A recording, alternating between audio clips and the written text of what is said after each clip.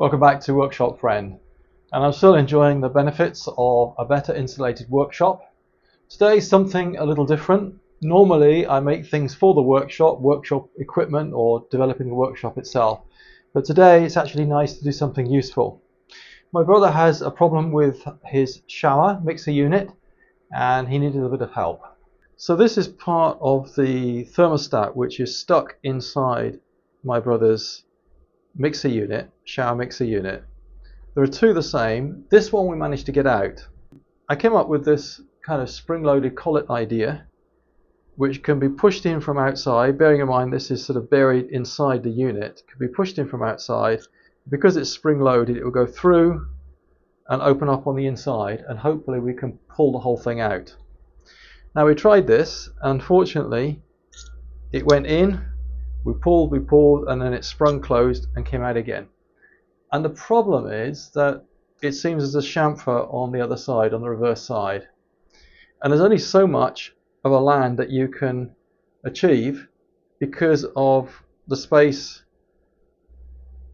here for these to close.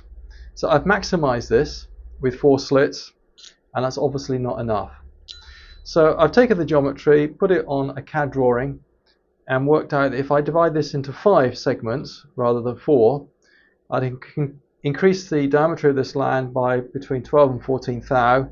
Now it just gives 50% more land on the reverse side, hopefully to clear the chamfer, which of course we can't see because the other one's buried inside the shower. So we'll give that a try. And the other thing I'm going to do is make a little slug that goes inside that fits the bore. We'll have the slug at this end, we'll push it through, and then from the outside push the slug up until it reaches this end. That will lock the assembly up, stop it from springing closed, and hopefully we can pull it out. So I'm going to make those 2 modifications and see if that works. Hopefully that will save my brother spending a lot of money on a new shower body.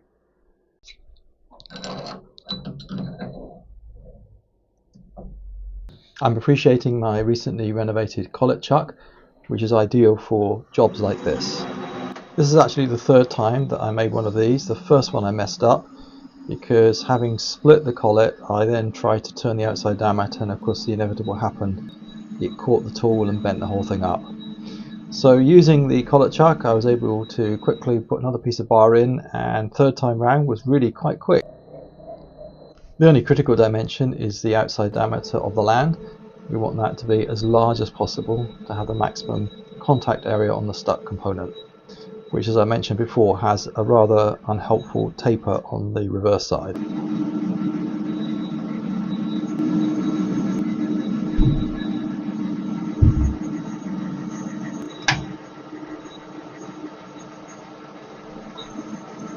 I'm taking some care over this shoulder because I want to have a nice sharp corner so that it grips the inside of the fitting securely.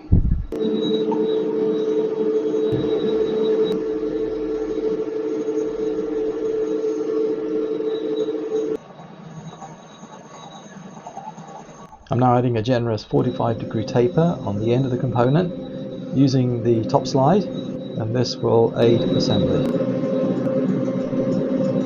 As I was making this second version of the collet, I was thinking to myself, a plumber probably has a very quick and easy way of removing stuck items like this, but then I'm not a plumber. And I'm preparing to drill a 1/2-inch hole for the whole length of the waist section so that I can get as much spring as possible.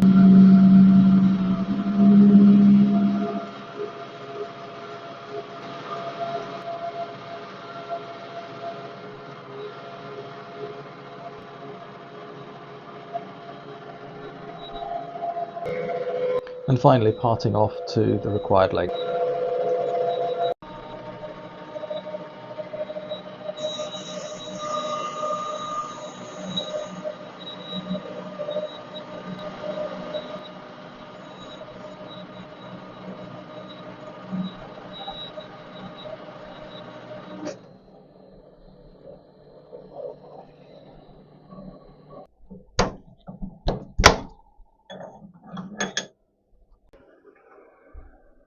This operation shouldn't have been necessary, but my parting tool wasn't on center line.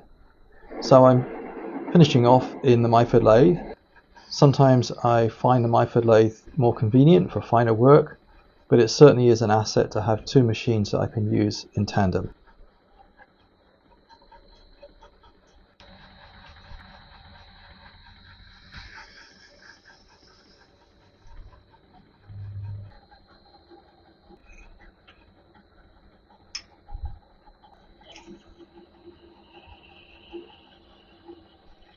I drilled and tapped this to receive a 6mm threaded rod.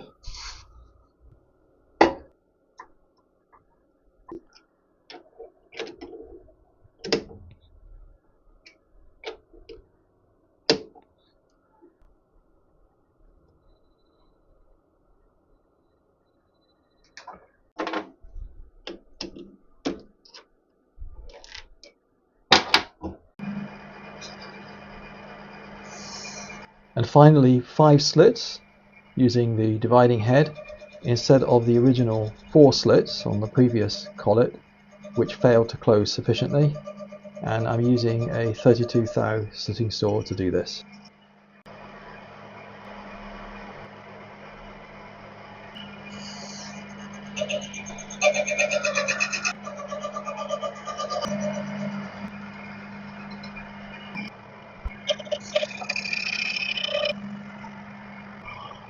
You may have noticed that the noise of the cutting action has changed.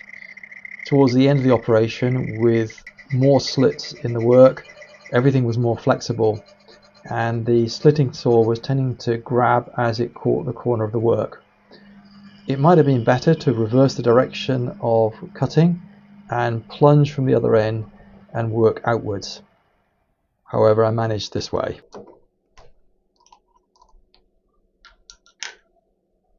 Okay, this came out nicely.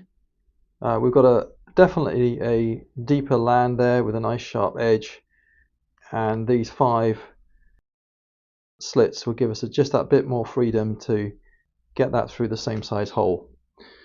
Now what I want to do now is make this slug, which will normally sit, well, will sit down here, because this goes right the way down to that depth. So it will sit in this position, allow these to spring inside the hole, and then from outside we can push it forward into this position, so it just constrains this and stops it from springing shut. And what I thought I would do is, we don't want this falling out when it's inside, so I thought I would make a little slug and fit an O-ring just to grip inside the hole there. Turn this to diameter just slightly over 1/2 inch, and I'm going to put a groove in there now to accept the O-ring.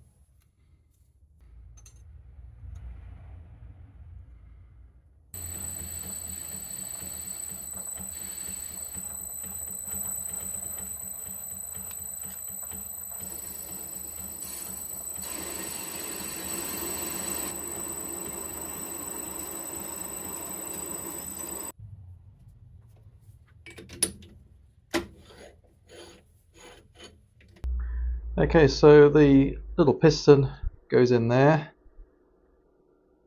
Unfortunately, it's a bit of a sharp edge there, and then we push that down to the bottom of the hole. Then I've got this short length of all threaded rod, and then this will be pushed in from outside, and it will require quite a push. That's it, that's in. So hopefully that would provide a nice location there, and that will cover the chamfer, which of course is uncertain because we can't see what the other one's like. But just in case, what we can do now is from the outside we can screw this in and push the little piston there up to the end, and the O-ring there just stops it from slipping out. There it is, up to the end. We'll measure that distance so we know how far it's got to come. Then we can extract this. That can't come out now, and then we can pull this out, hopefully. So yeah, we'll take it up to my brother's and give that a try. Right.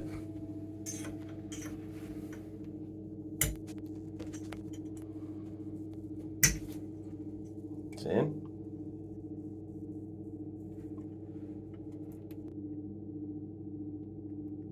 Okay, that should be locked in now. Pull this out. Have we got the spacer? Yeah.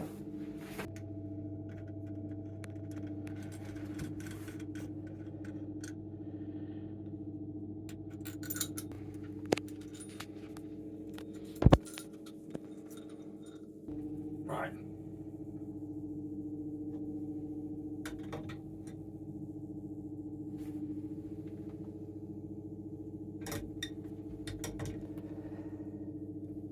Going easily? Yes, looks like it is.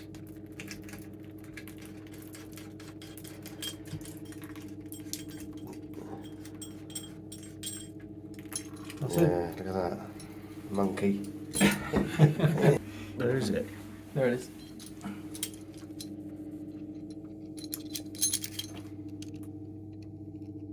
I feel that rubber, how rough it is.